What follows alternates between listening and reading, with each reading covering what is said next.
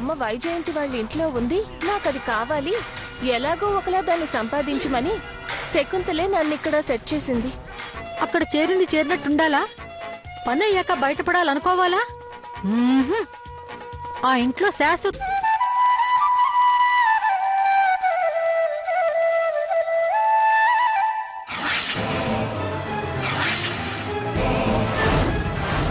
పోనీలే పాపం నిన్నక్కడ పెట్టేస్తే చివరికి నా మీదే లేనిపోనివన్నీ చెప్పి ఇరికించాలని చూస్తావా? నేనేం చేశాను? చేసింది మీరు. నన్నెందుకు అనడం? మీరు మాట్లాడిన ప్రతి మాట నేను విన్నాను. అందులో నా గురించి ఏం చెప్పారు? నేను కృష్ణని చంపేయాలని ఒత్తిడి చేశానా? ఆ మాట అనడానికి మీకు నోరెలా వచ్చింది? అవును, ఏమన్నారు? పోనీలే అని నన్ను ఆర్య ఇంట్లో చేర్పించారా? నా కోసం చేర్పించినట్టు, నా నెత్తి మీద ఏదో పాలు పోసినట్టు అలా మాట్లాడతారే? నన్నక్కడ పెట్టింది మీకోసం. మీ వైజయంతి ఏం చేస్తోందో, ఆర్యను ఎలా కట్టడి చేయాలో వివరాలు తెలుసుకోవడానికి నన్నక్కడ పెట్టారు. పోన్లే అని నేను ఒప్పుకున్నాను, అది గుర్తుంచుకోండి. ఏంటి? పోనీలే అని ఒప్పుకున్నావా? ఆర్యని పెళ్లి చేసుకుంటాను, నాకో జీవితం ఏర్పడుతుంది, నా పాత తప్పులన్నీ కమ్ముకుపోతాయని ఆలోచించే కదా నువ్వు అక్కడ చేరింది. నీ గతం తెలిస్తే ఆర్య నిన్నక్కడికి రానిచ్చేవాడే కాదు.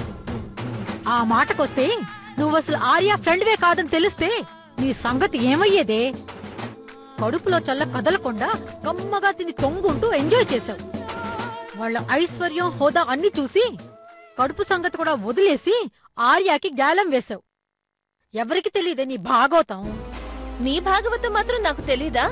ప్రతాప్ ని ఎంత టార్చర్ పెట్టావు? లేనిపోని కేసులు అతని మీద బనాయించి మీ ఇంట్లో పని మనిషి కన్నా అధ్వానంగా ఎప్పుడూ మీ కనుసన్నల్లో ఉండేలా చేసుకున్నారు. మర్డర్ కేసులో ఇరికించావు గనక సైలెంట్ అయ్యాడు తప్ప, వైజయంతి ఇంట్లో మీ ఆట కట్టించే సాక్ష్యం చిన్న బొమ్మ రూపంలో ఉందనేగా నన్ను పంపించి దాన్ని తెప్పించుకున్నారు. పోనీలే అని వదిలేశాను గాని ఆ బొమ్మ లోపల రికార్డ్ అయిన వాయిస్ అందరికీ వినిపించుంటే ఇప్పుడు మీరెక్కడుండేవారో ఏమయ్యేవారో. బ్లాక్మెయిల్ రాజకీయాలు మీవి. నేను అలాగే ఉంటే మీ పీడ ఆనాడే వదిలేది. ఇప్పుడు అనుకునేం లాభం? అయినా తప్పు నాది. పోనీలే అని వదిలేయడం నాది పొరపాటు. ఏంటే బోడి, నువ్వు నాకు చేసిన సాయం? గాలికి తిరిగే నీకు ఒక షెల్టర్ ఇచ్చాను, మా మనిషి అని వాళ్ళు చెప్పుకునేలా చేశాను. నా వల్ల నీకు ఆర్య అండ దొరికింది, అది మర్చిపోకు. లేకపోతే నీ బజారు బతుకు ఇప్పుడెలా ఉండేదో నాకు తెలీదా? నువ్వు నా ప్లాన్ల గురించి, ప్రతాప్ కేసు గురించి మాట్లాడేంత స్థాయికి వెళ్ళావా? స్థాయి మీదో స్థాయి. మీరొక మనిషి. పచ్చని సంసారాన్ని నాశనం చేసి వైజయంతిని బయటికి పంపించారు. ప్రతాప్ ను చెప్పు చేతల్లో ఉంచుకోవడం కోసం వైజయంతికి అన్యాయం చేశారు. దిక్కుతోచని స్థితిలో పడేసి మీరేదో కాపాడుతున్నట్టు బిల్డప్ ఇచ్చి మీ మొగుడు చెల్లెల్ని ప్రతాప్ కి కట్టబెట్టారు. ఆ పిచ్చి మాలోకం మీరేం చెప్తే అది వింటుందని, ప్రతాప్ నోరు మెదపడని, మొత్తం ఆధిపత్యం మీదే ఉంటుందని ప్లాన్ వేశారు. అవన్నీ పక్కన పెట్టండి. ఆ ఇంటికి రాకముందు మీ స్థాయి ఏంటి? మీ టక్కుటమారం వేషాలతో ఆస్తిపాస్తుల్ని భూపతి వర్మను బుట్టలో వేసుకుని మీ కొంగును పట్టుకుని తిరిగేలా మార్చుకుని భూపతి మొదటి పెళ్లాన్ని మీరు కాదు చంపింది. చివరికి అశ్విని కూడా ఆడుకుందామని చూశారు. ఇది మీ స్థాయి. అబ్బో, చాలా విషయాలే గ్యాదర్ చేశావే. పర్వాలేదు, బానే రాట్టేలేవు. నా స్థాయి ఇది. సరే, మరి నువ్వు మీర్జాపురం మహారాణివా? తండ్రిని చూడాలని వచ్చిన దాన్ని బ్లాక్మెయిల్ చేసి ఆర్యకి దూరం చేశావు. చివరికి చంద్రహారాల్ని కూడా తాకట్టు పెట్టించి 10 లక్షలు లాగేశావు. నడి వీధిలో కృష్ణని వదిలేశావు. నువ్వేదో తక్కువ తిన్నట్టు మాట్లాడుతున్నావేంటే? అవును, ఏదో పెద్ద సాక్ష్యం తెచ్చాను, నన్ను కాపాడానంటున్నావు. ఆ బొమ్మలో రికార్డ్ అయిన వాయిస్ సరిగా లేనేలేదు. దాంతో నాకు ఒరిగింది లేదు. నిన్ను అనవసరంగా పంపించినట్టయింది. అందుకే అంటారు, ఏరు దాటకు ముందు ఓడ మల్లయ్య, తర్వాత బోడి మల్లయ్య అని. ప్రతాప్ వైజయంతిని చంపాలనుకున్నాడని, చంపడానికి ట్రై చేస్తున్నాడని కూడా ఆర్యని నమ్మించావు. దాంతో ఆర్య ప్రతాప్ ని పాజిటివ్ గా తీసుకోవడమే మానేశాడు. ఎప్పుడూ కత్తులు నూరుతున్నట్టుగానే ఉంటుంది పరిస్థితి. నీ బండారం కూడా అందరి ముందు బయట పెట్టి నిన్ను రచ్చకీడుస్తాను.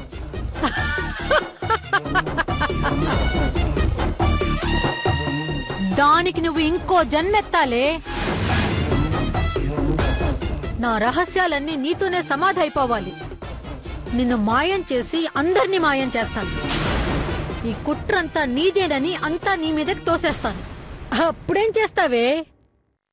ఈ శకుంతల్ని చాలా తక్కువగా అంచనా వేసినందుకు కుళ్ళి కుళ్ళి చేస్తావు. చావు చావు.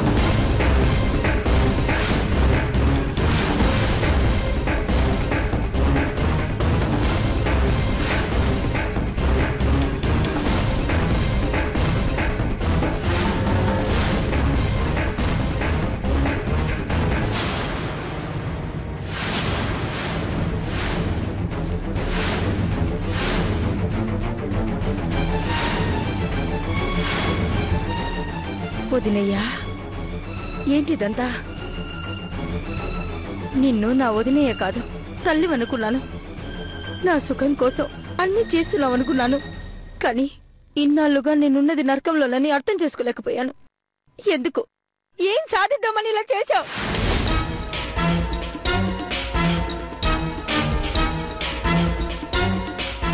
నా భర్త నీకు పని మనిషా?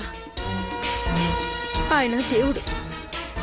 ఆయన ఎప్పుడో తిరగబడి ఆర్య వాళ్ళతో కలిసిపోతే ఏం చేసేదానివి? నేను నా పిల్లలు అనాథలైపోయేవాళ్ళం. నువ్వు మమ్మల్ని కాపాడదానివా? ఆయన మా కోసం అన్ని త్యాగం చేశారు. అది గుర్తించక ఆయన్ని ఎన్నెన్ని మాట్లాడినానో తెలుసా? అశ్విన్ని కూడా అపార్థం చేసుకున్నారు. నువ్వు నన్ను ఆడిస్తున్నావని తెలియక నీకోసం నేను ఎగిరెగిరి పడ్డాను. నువ్వు మెచ్చుకుంటే చాలని పిచ్చిదాన్లా నువ్వు చెప్పినట్టే చేశాను. నిన్ను నా నెత్తిన ఎత్తుకున్నాను. కానీ నువ్వు నా నెత్తిన చేయి పెట్టావు. వైజయంతి అక్కను నానా మాటలు అన్నాను. ఆర్యను ఆడిపోసుకున్నాను. అత్తయ్య గారిని అనరాని మాటలన్నీ అన్నాను.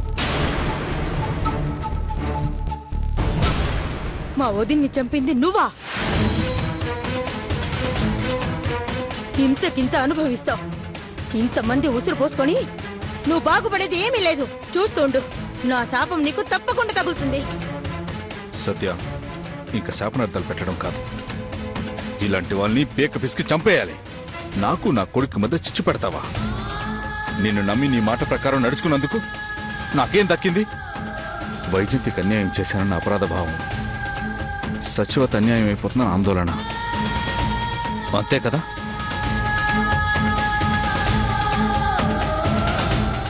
పాపం కృష్ణ చిన్నప్పుడు తప్పిపోయింది బిడ్డ. ఎక్కడుందో, ఏమైందో, ఎలా బ్రతికిందో, ఉందో లేదో అని మదన పడుతుంటే ఆచూకీ తెలిసినా కూడా చెప్పకుండా తండ్రి కోసం తిరిగి వచ్చిన పిచ్చి తల్లిని చంపాలని చూస్తావా?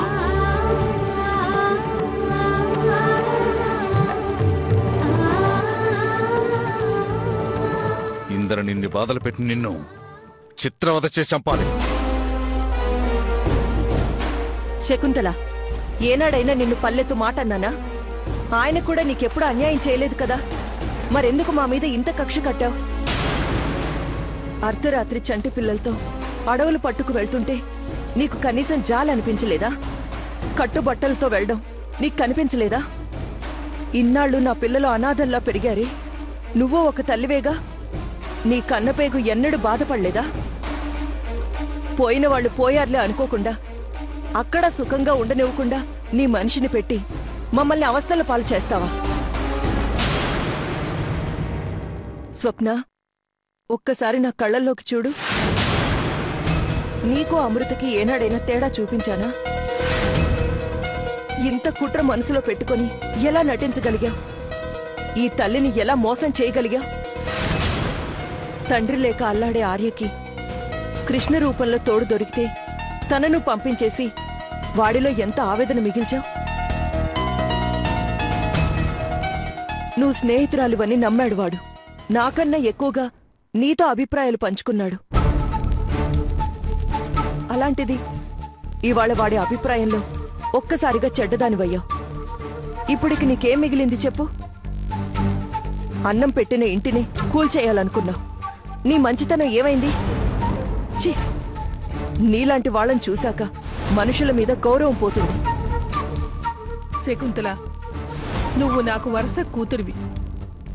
కానీ నేను మాట వరుసకు కూడా నువ్వు నా కూతురివి కాదనుకోలేదు. నా కడుపున పుట్టిందానివే అనుకున్నాను. కానీ నువ్వు నాకు కడుపు కోత మిగిల్చావు. ఆ జన్మాంతం కుమిలిపోయేలా చేశావు. ఇంత ఆస్తి అంతస్తులున్నాయి. ఇప్పుడు ఇవన్నీ ఏం చేసుకుంటావు? వాటిలో ఏ ఒక్కటైనా నీ పట్ల మాకు మంచి అభిప్రాయాన్ని కలిగిస్తాయా చెప్పు? నువ్వెవరికీ ఏమీ చేయలేదు. నీ కూతురు కోసమే అంతా చేస్తున్నాననుకున్నావు. స్వప్న అన్నమాట నిజమే. నువ్వు నందిని కూడా దుర్మార్గురాలేమోనని అనుమానపడేలా పెంచావు. నువ్విలాంటి దానివని తెలిసాక తనకు మిగిలింది కూడా శోకమే కదా. ఇప్పుడు చెప్పు, ఇంతా చేసి నువ్వు సాధించిందేముంది? కృష్ణకు తల్లి తండ్రి లేకుండా చేశావు. రేపు నీ దుర్మార్గాలకు శిక్ష పడితే నందిని గతి అంతేగా. ఎందుకలా ఆలోచించలేదు శకుంతలా నువ్వు? అమ్మా, నిన్నలా పిలవాలంటేనే సిగ్గుగా ఉంది. ఇవన్నీ నా కోసం చేస్తున్నావా? నా మనసు ఏంటో బామకు తెలుసు. అంకుల్ని, ఆంటీని, అశ్విన్ని అందరినీ నువ్వెందుకు అర్థం చేసుకోలేదు? నీ దుర్మార్గపు పనుల వల్ల వచ్చే ఆనందాన్ని నేనెలా అనుభవిస్తాననుకున్నావు? అసలు నీతో మాట్లాడాలంటేనే మొదటి నుంచి తెలియని భయం. బామ్మ దగ్గర, ఆంటీ దగ్గర ఉన్నంత ఫ్రీగా కూడా నీ దగ్గర ఎప్పుడు లేను. నువ్వెందుకు అలా అందరినీ దూరం చేసుకొని బతకాలనుకుంటున్నావు? ఒకరినొకరిని దూరం చేసి నువ్వెందుకు ఆడుకోవాలనుకుంటున్నావు? కనీసం నీకైనా క్లారిటీ ఉందా? నాకు మాత్రం క్లారిటీ వచ్చింది.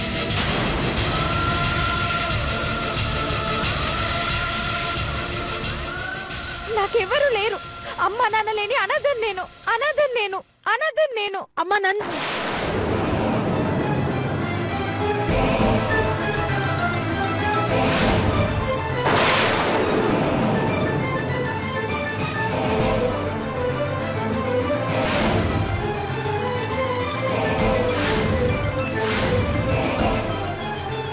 ఆగత్తయ్యా, ఆమె అందరినీ వదిలేసింది. మనం ఆమెను వదిలేద్దాం. ఎవ్వరూ ఆమె దగ్గరికి వెళ్ళొద్దు. అదేగా ఆమె కోరుకుంది. తనకు ఇదే తగిన శాస్తి.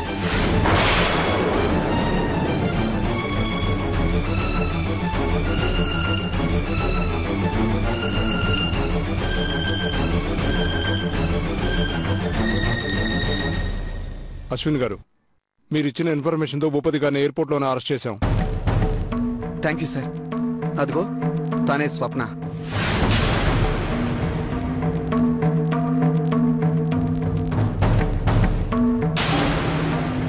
ఆవిడకి ఏమైంది? చేసిన పాపానికి, పక్షపాత బుద్ధికి ఇప్పుడే పక్షపాతం వచ్చింది. మరి అలా వదిలేశారు? ఆవిడ అందరినీ వదులుకుంది. అందుకే అందరూ ఆవిడ్ని వదిలేశారు. మీరు ఆవిడ్ని అరెస్ట్ చేసుకుంటారో హాస్పిటల్కి తీసుకువెళ్తారో మీ ఇష్టం. ఏమ్మా, మీరు చేసిన నేరాన్ని మీరు అంగీకరిస్తున్నారా? అయితే పదండి. శకుంతల లాంటి వారు ఈ సమాజంలో ఉన్నంత వరకు ఇలాంటి కుటుంబాలు నలుగుతూనే ఉంటాయి. బృందావనంగా ఉండాల్సిన కుటుంబాలు నరకంగా మారుతూనే ఉంటాయి.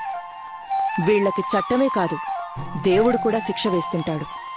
మీ కుటుంబం ఇలాంటి నరకం చేసుకోవద్దని, శకుంతల లాంటి వారిని మార్చుకుంటారని ఆశిస్తున్నా. ఇట్లు మీ జీ తెలుగు.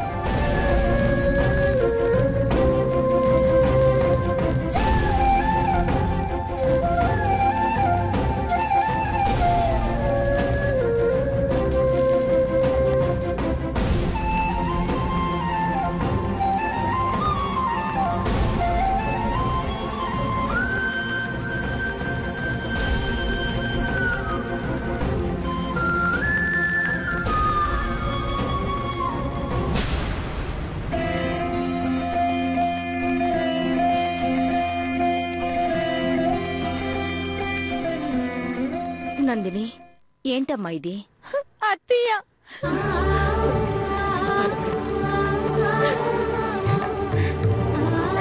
ఊరుకో నందిని. అమ్మ సంగతి నీకు తెలిసిందే కదా, కొత్తగా బాధపడేదేముంది? నువ్వు అలా ఏస్తే నేను చూడలేను. అమ్మ అందరినీ ఎంత హింస పెట్టిందో తలుచుకుంటుంటే బాధగా ఉంది. నాన్న నాకు కాకుండా పోయాడు, అమ్మ ఇలా చేసింది. నేనెవ్వరికి ఏమీ కాని అనాథనయ్యాను. అలా అనకు నందిని. నువ్వు, సంధ్య, శృతి అందరూ నాకొక్కటే. నువ్వు నా కూతురువి. అశ్విన్ నిన్ను మనస్ఫూర్తిగా ప్రేమించాడు. ఇంకేం కావాలి చెప్పు? అవును నందిని, మా నందిని ఎప్పుడు నవ్వుతూ ఉండాలి. చలాకీగా చెంగు చెంగున ఎగురుతూనే ఉండాలి. ఇలా ఏడిస్తే నేను చూడలేను. అంతేకాదమ్మా, అమ్మ నాన్న గురించి బాధపడకు. నీకు మేమున్నాం. ఇది నీ ఇల్లు. మేమంతా నీ వాళ్ళమే. నువ్వు ఎప్పుడూ ఒంటరిదానివని ఫీల్ అవ్వకు. మనమంతా ఒకే కుటుంబం.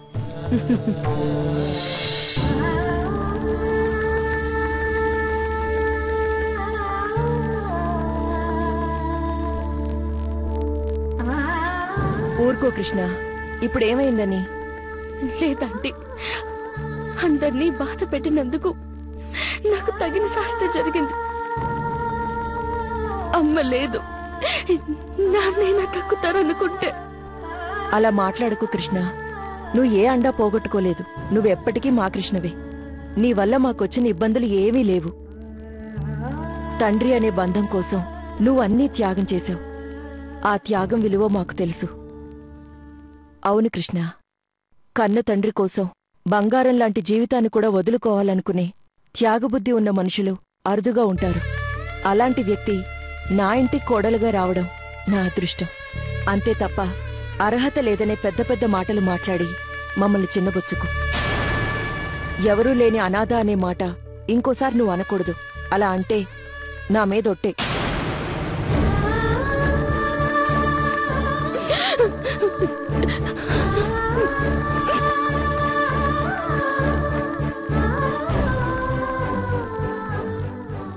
నాన్న,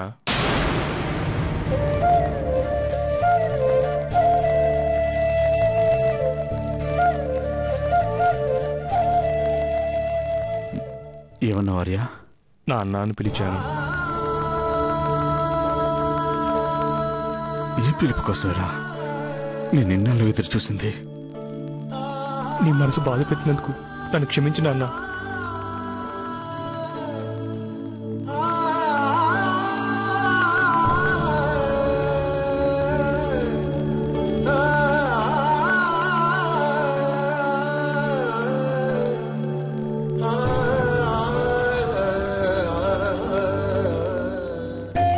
అత్తయ్య గారు, మిమ్మల్ని అపార్థం చేసుకున్నాను. అనరాని మాటలు అన్నాను. నన్ను క్షమించండి. సత్యవతి, వదినే లేని సత్యవతి ఏమిటో మాకు బాగా తెలుసు. ఇక నువ్వెప్పుడూ తప్పు చేయవు. క్షమాపణ అడగాల్సిన అవసరం రానియవు. నాకు తెలుసు కదా. గడిచిందంతా పీడకలుగా మర్చిపో. ఇక భవిష్యత్తుని బంగారుమయం చేసుకుందాం. మన ఇంటిని బృందావనంగా మార్చుకుందాం. పద వెళదాం. పద, ముహూర్తానికి టైం అవుతుంది. దా. శ్రీ మహాగణాధిపతయే నమః. వక్రదండ మహాకాయ కోటి సూర్య సమప్రభ నిర్విఘ్నం కురు మే దేవ సర్వకార్యేషు సర్వదా. సహస్రశీర్ష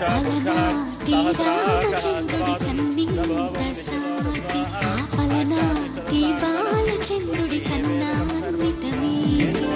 అలనాటి రామచంద్రుడి కన్నింత సాటి ఆపలనాటి బాలచంద్రుడి కన్నా అన్నిట అమ్మా పెళ్లి కుమార్తెలను తీసుకురండి. అబ్బాయికి మనువండి.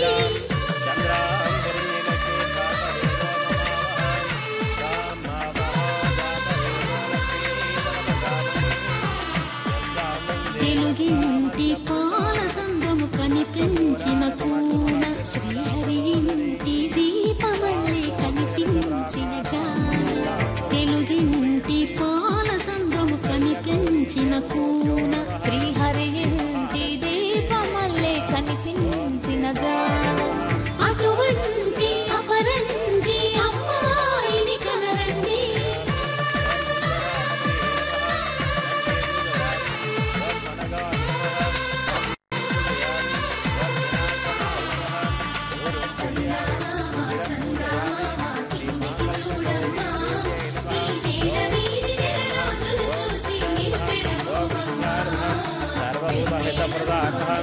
బాబు లేచి నిల్చున్న అమ్మాయి మెడలో 3 ముళ్ళు వేయండి. బాబు మీరు కూడా